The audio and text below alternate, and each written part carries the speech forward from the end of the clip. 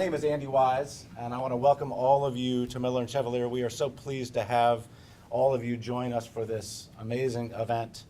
My job today is limited. I'm going to introduce Kevin Ring, who is the president of Families Against Mandatory Minimums, and let him introduce the panel to you. This is, for us at the firm, a very exciting event. These are obviously issues of great importance, especially now when it seems that the progress of the last 10 years is under almost daily assault.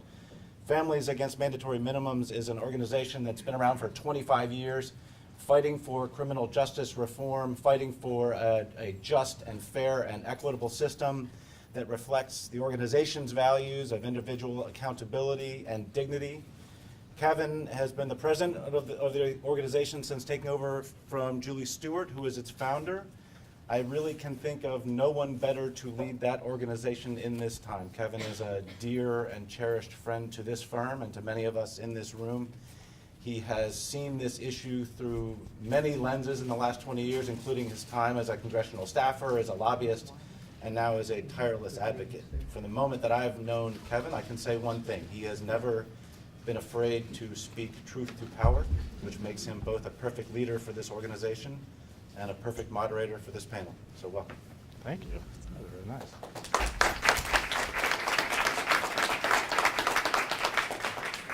Thank you, Andy. That's the nicest thing Andy said about me since the opening of my first trial. Very grateful to be here at Miller Chevalier. As everybody, no, people don't know, it's my favorite firm in town. Andy and Tim O'Toole here were not only good friends of mine, they were my wartime consigliaries for a short period of time when I was fighting my own fight. Thanks for the nice words about FAMM. FAMM's been around for over 25 years. We're in the midst of fights at the state and federal level to reform our mandatory sentencing laws and our prison policies. This is a great event for us. We do a lot of policy-heavy stuff, but for those of us who even in our free time geek out on criminal justice reading, this is a real treat. And this started because Molly Gill, our Vice President of Policy, and I had both read James Forman's book, and we were talking about how great it was, and at that time, we were fighting something in Maryland. They were looking to reinstate mandatory sentences, and we had worked with one of our guests, Erek Barron, and we said, boy, this is deja vu all over again. And so we said, I wonder if we could reach out and see if he'll get involved, and of course, James and Andy worked together, and so we reached out. James was willing to weigh in and say, I just wrote a book about this. Don't do this yet. Don't do this again. I want to say that this event was scheduled even before he won the Pulitzer. So we were ahead of it. We're not glomming on to his fame. We're not. We were there first. But anyway, let's just get to our guests because they both have a lot to say, and we're so grateful for them coming. I'm going to start with Delegate Erek Barron, who represents Prince George's County in the Maryland legislature since 2015. He's a lawyer. He has a varied experience in criminal justice. He was a county prosecutor. He was a federal prosecutor. He worked on Capitol Hill for Joe Biden on the crime subcommittee in the Senate. And he has been a tireless advocate and a friend to FAMM. A couple years ago, passing mandatory sentencing reform, and then even in this last year, helping us try to beat back new bad laws that were proposed. And so we're grateful for him being here. He's in the arena, so we thought that was a really neat perspective to have. And of course, the reason we're here is James Forman. You've probably seen him on much bigger platforms than this, so I'm not going to go overboard in the introduction except to say it's the first time I've got to interview a Pulitzer Prize winner. And just an incredible career. If you think you're being productive, read his bio and then you'll really feel like a slacker. Yale Law School, clerk for the Ninth Circuit, clerk for Sandra Day O'Connor, then became a public defender. As a public defender, saw kids going without, not getting education, not getting opportunities, started a charter school, which is now taken off, helping kids at risk, sort of putting his sort of effort into the community directly, where he saw needs. So not only becoming somebody who's a voice and an advocate, but rolling up his sleeves and getting involved. That's all you can ask. I hope that's a great lesson for everyone at FAMM and we take seriously. Now he's a professor at Yale Law School, where he wrote Locking Up Our Own, which deservedly won the Pulitzer Prize. So we're so grateful to have you here, and take it away. Thank you. Thank you very much. I get kind of anxious when I sit for too long, so I'm gonna stand if that's okay. Andy, thank you for hosting us, and Kevin, thank you for having this idea to put this on. And Eric, thank you for coming and joining us. I know how busy your day-to-day world is, so we appreciate it.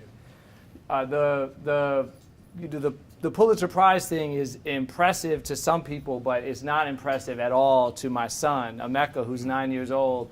On the day that it was announced, my whole family was like up in arms. Everyone's calling and emailing, and I come home, and Emeka is completely unimpressed by the whole thing and is being his normal, like, disruptive, unruly, disobedient self. And so I was like, this kind of matters, and I need to explain it to you. So I showed him a screenshot, and this year, for whatever reason, they had the general nonfiction was right next to music. And so he saw his dad's name next to Kendrick Lamar's name. And he was like, oh, okay. And then he went back to being how he normally is. So I thought I would start by talking a little bit about my motivation for writing the book, and then talk a little bit about some of the main ideas. And then we'll turn it over to Eric. I came to the book really because of my work as a public defender, my work at PDS. And there's a lot of stories in this book, but one of the stories that is early on in the book is of a young man that I represented by the name of Brandon. And Brandon was a 15-year-old client of mine. He was charged with possession of a gun and possession of a small amount of marijuana, facing sentencing, Superior Court, Washington, D.C. And I was his public defender. I'd been appointed to represent him, and I had taken the job of being a public defender because I viewed it as the civil rights work of my generation. My parents met in SNCC. They met in the Student Nonviolent Coordinating Committee. My dad was the executive secretary. My mom was a member of the organization. They're an interracial couple. My dad is black and my mom is white, and they're an interracial couple at a time when those marriages were illegal in many states in this country. And their generation changed and transformed America. Right? Theirs was the generation that marched across the Edmund Pettus Bridge, that faced down Bull Connor's dogs, that went to D.C., 250,000 strong for the March on Washington for Jobs and Freedom. And they made it possible for African Americans of my generation to have opportunities that were unimaginable to previous generations.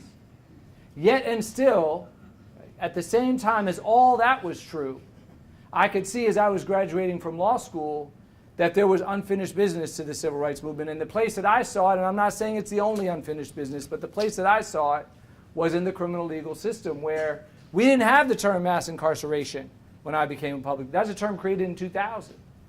But we already knew that 1 in 3 young black men was under criminal justice supervision. The Sentencing Project had reported that.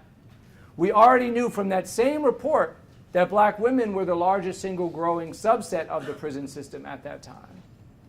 We already knew that the United States in the late 1980s had passed Russia and South Africa to earn the dishonor of being the world's largest jailer.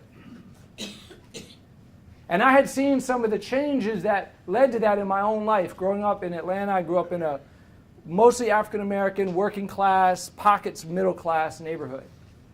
And 2 blocks from my house as a child were 2 enormous institutions, hulking structures. There was the Atlanta Federal Penitentiary and a General Motors plant.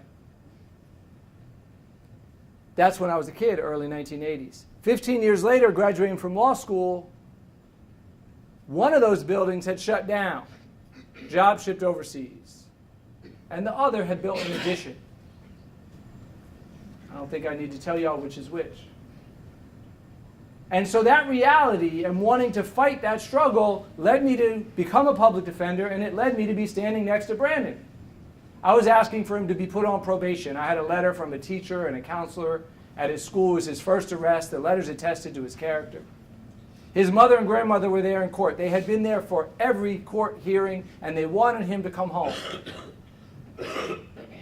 The prosecutor in the case wanted him to go to Oak Hill. Now, anybody that's been, people who have been in D.C. for a minute are getting grimaces on their faces. Because Oak Hill, like was D.C.'s juvenile facility, and like a lot of juvenile facilities in this country, it combines a nice-sounding name with a terrible, brutal reality. It was a place where drugs and violence were rampant. It was a place where The school was basically not functioning. And it was a place where kids always left out worse off than when they went in. The judge that had to make the decision in the case, Judge Curtis Walker, and I should say I changed the names of all of my clients, of course, but also of the lawyers and the judges in any of these cases. So Judge Walker is not his real name, but he was a real judge. And he looks out in the courtroom, and he's an African-American judge, not unusual, about 40% of Superior Court at the time, African-American. And he looks out in the courtroom, he sees a young black man facing sentencing, African-American defense attorney, black prosecutor. And the judge looks at Brandon and he says, son, Mr. Forman's been telling me that you've had a tough life. You deserve a second chance. Well, son, let me tell you about tough. Let me tell you about Jim Crow segregation. So the judge had been a child in those years, so he proceeded to lecture Brandon on what it was like. And then he says, so here's the thing, son.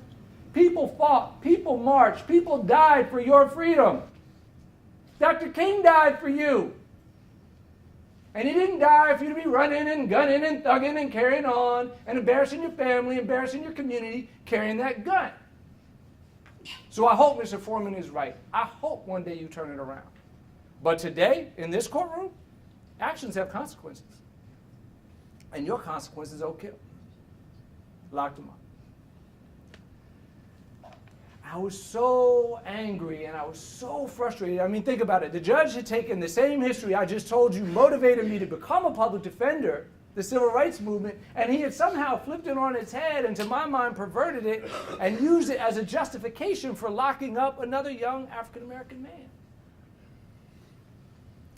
As then I began to work through the anger, and it's still very much in process, but as I began to work through it, I began to reflect on the fact that the judge was not alone. I told you about the 40% of the judges African-American. The city council that passed the gun and the drug laws that Brandon was being sentenced under was a majority African-American city council. The police force was majority black. The police chief then was black. The mayor was black. The chief prosecutor in the city was none other than Eric Holder. And yet and still, even with all that representation, at least at the local level, in D.C. as a city, we were making some of the same choices that the country was making over this last 50-year period.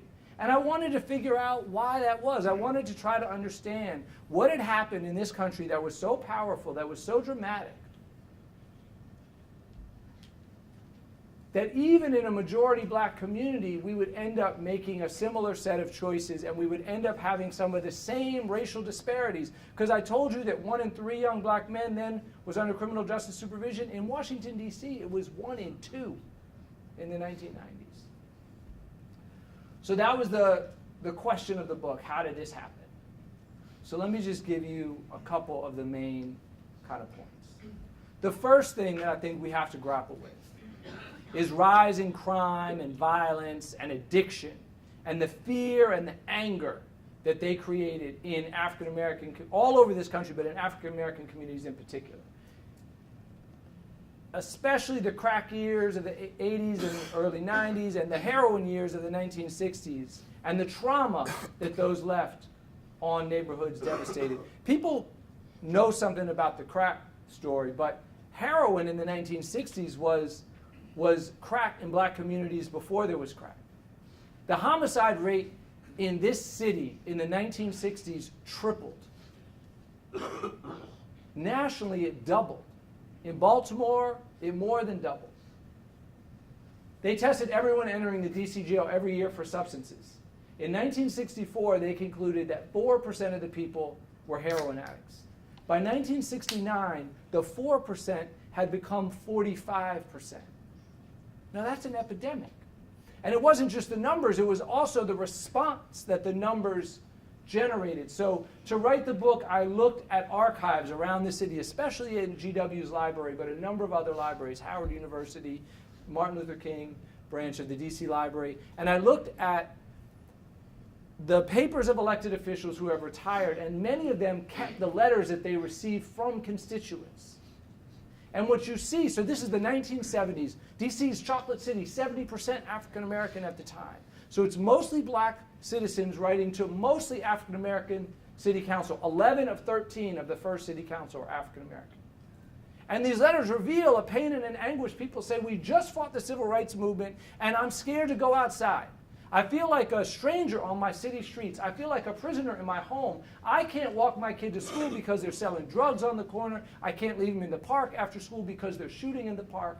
And over again, these letters end with some form of do something. Do something. You have to do something about it. Okay. Who's receiving these letters? That's the second main argument in the book. The generation of people that is receiving these letters is the first generation of African American elected officials to be elected in any number since Reconstruction. In the 1980s and 1970s, there's an 800% increase in black elected officials, mostly as a result of the Voting Rights Act of 1965. It's an 800% increase over, starting with almost zero. But it's an 800% increase. This generation, many of them grew up in the South. Some of them were in the civil rights movement. All of them remember the long history of under-enforcement and under-protection of the law that has marked black communities for most of this country's history. My dad used to tell me about this. He grew up in Mississippi and south side of Chicago, Jim Crow. He said, when there was a crime in our neighborhood, we didn't call the police. The police weren't going to come. And if they did, the only thing you could be sure of is that they were going to make matters worse. This generation remembers Southern sheriffs in cahoots with the Klan. Asked about homicide in a black neighborhood, they said, that's not homicide, that's another dead black person. And they didn't use the words black person. So they're formed by this history. Now they're in office. They have some measure of control of local government. And this generation of elected officials is bound and determined to try to make law enforcement respond and protect those letter writers, those people that are begging for protection, who wouldn't even have bothered to write the letter under Jim Crow because they would have known they weren't going to get a response. Now they have black officials in office, they're writing, they're asking for protection, and there's a generation of people that wants to provide it. Okay. So crime, there's a reason to be concerned. There's some people that have a racial justice motivation for responding. But why police and prisons? Right? Why is that the response? Why is that the thing that communities get? And here's where this is a book that's about choices that black elected officials made over this 50-year period. But it's also at the same time a book on their limits and the constraints that were upon them and the limitations on their ability to choose. And here are a couple of those limitations. The first one is historical. Black elected officials then and now have been elected to represent neighborhoods that, because of a history of racism, starting with slavery, which we've had in this country for longer than we have not had it, and we should never forget that, through Jim Crow, through segregation, wealth discrimination, redlining, racist application of benefits like the GI Bill, decisions about where to put federal highways in the 1950s and 1960s, which in city after city after city busted up black neighborhoods. They had to build in Atlanta, where I grew up, it's I-85 and I-75. If you've ever driven through Atlanta, you've driven on those highways. And you don't know it, but you're driving through what had been the Black Wall Street. Auburn Avenue, this is where Dr. King was raised. Devastated by the decision to put highways through that neighborhood in the 1950s and 1960s. So because of that history of the discrimination, black elected officials are representing communities that lack some of the resources to protect themselves without over-reliance on the state and over-reliance on law enforcement as a form of protection. The second constraint that's on these officials is political. The people that I write about are mostly local politicians, city council, state government. And that's where black political power has always been concentrated. And one of the arguments of the book is that local politics matters for understanding how we got mass incarceration and how we're going to have to respond to it. But there's also limitations to what local politicians can do, and you see those over and over in the book. Because for 50 years, black politicians have embraced what I call an all-of-the-above strategy to fighting crime and violence. They've said, I want more money for police and prosecutors, more money for law enforcement, yes. But I also want more money for housing, for health care, for jobs, for education, for drug treatment, for mental health treatment. We want national gun control. Black elected officials go to Congress for 50 years and they say we're passing local gun control ordinances in DC, Chicago, Atlanta, New York, wherever we can, but we need national gun control to make this meaningful. They say we want a Marshall Plan for urban America. They go to Congress and they say, we want the United States government to do for black communities what it did for Europe after World War II, to rebuild, to reinvest, to revitalize. For 50 years, they go to Congress with this all-of-the-above strategy. And for 50 years, they come back with money for one of the above: law enforcement, police, and prosecutors. And here's the last constraint, and this is where I'll end. The last constraint that this generation suffered, and I end here because I think we also still today suffer from this constraint.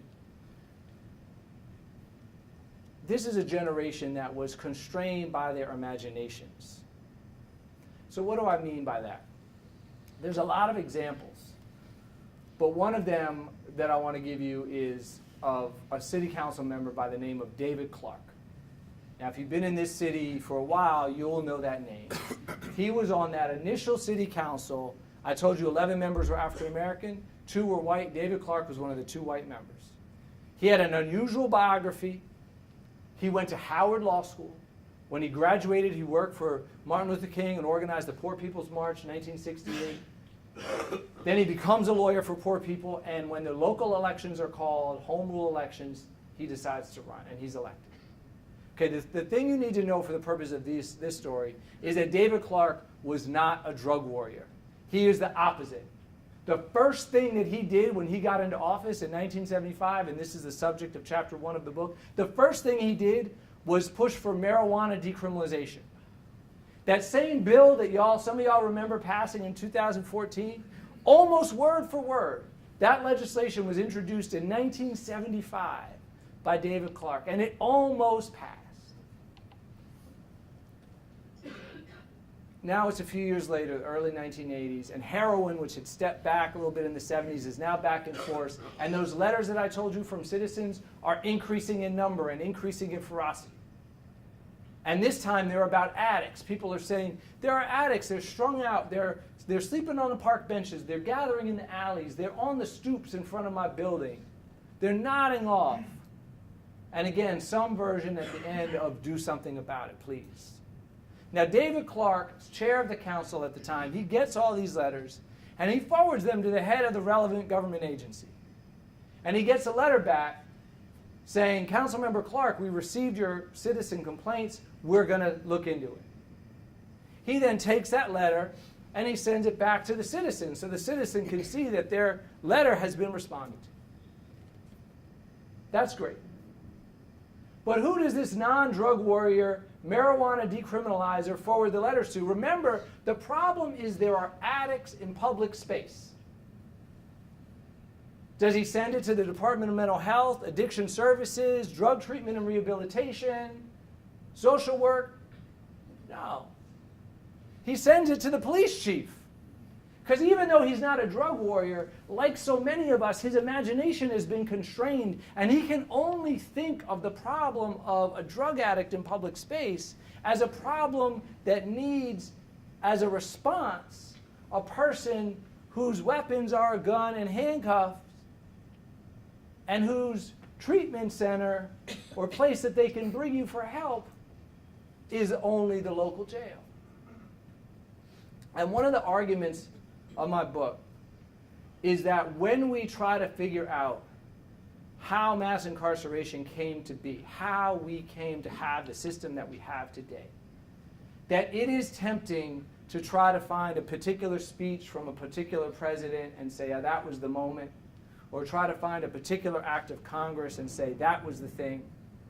But the truth is, I believe, that the way we got into the crisis that we're in is because of thousands, tens of thousands, and hundreds of thousands of small decisions many of them invisible, made across 50 states, across 3,000 counties, some of them made by well-intentioned people, not all of them, but some of them.